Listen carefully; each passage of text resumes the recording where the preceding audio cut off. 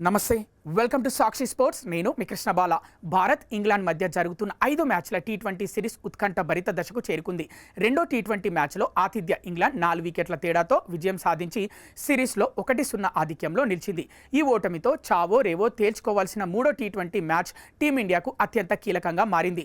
July 7 మంగళవారం నాటింగ్హామ్లోని Trent bridge స్టేడియంలో ఈ ఆసక్తికర మ్యాచ్ జరగనుంది.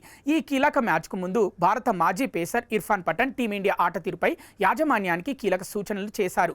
ప్రస్తుతం ఉన్న బౌలింగ్ విభాగంలో సమతుల్యత లోపించిందని, దీనివల్ల మ్యాచ్లను చేజార్చుకోవాల్సి వస్తోందని పఠాన్ చెప్పాడు. రెండో మ్యాచ్లో భారత్ కేవలం 2 స్పెషలిస్ట్ పేసర్లతోనే బరిలోకి దిగడం వ్యూహాత్మక తప్పిదమని తన యూట్యూబ్ ఛానల్ ద్వారా విశ్లేషించారు.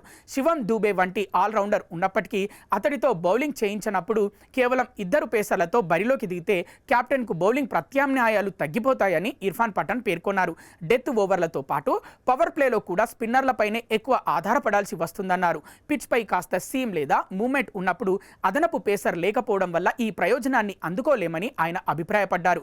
నాటింగ్హామ్ పిచ్ సాధారణంగా బ్యాటింగ్కు అనుకూలంగా ఉండటంతో పాటు ఇక్కడి చల్లని వాతావరణం, ఉదయం పూట ఉండే తేమ వల్ల ఆరంభంలో పేసర్లకు మంచి స్వింగ్ లభిస్తుంది. ఈ పరిస్థితుల్ని ఉపయోగించుకొని ప్రత్యర్థిని దెబ్బ కొట్టాలంటే స్పిన్నర్ రవి బిష్ణోయ్ స్థానంలో పేసర్ ప్రిన్స్ యాదవ్ను తుది జట్టులోకి తీసుకోవాలని ఇర్ఫాన్ పఠాన్ సూచించారు. బలమైన పేస్ విభాగంతో బరిలోకి దిగితేనే ఇంగ్లాండ్ను కట్టడి చేయడం సాధ్యమవుతుందని ఇర్ఫాన్ చెప్పుకొచ్చాడు. రెండో టీ20లో హర్షదీప్ సింగ్ వికెట్లు తీసి రాణించినప్పటికీ హర్షిత్ రాణా కొత్త బంతితో అనుకున్నంత ప్రభావం చూపలేకపోయాడు. కీలక బౌలర్ ఫామ్లో లేనప్పుడు అదనపు పేసర్ లేని లోటు స్పష్టంగా కనిపిస్తుందని ఇర్ఫాన్ పఠాన్ వెల్లడించారు. ఒకవేళ యాజమాన్యం రవి బిష్ణోయ్ని కొనసాగించాలనుకుంటే అతను తన రన్అప్ సమస్యల్ని సరిదిద్దుకోవాలి. గత మ్యాచ్లో నోబాల్స్ కారణంగానే పరుగులు సమర్పించుకున్నాడని ఇర్ఫాన్ పఠాన్ గుర్తు చేశారు.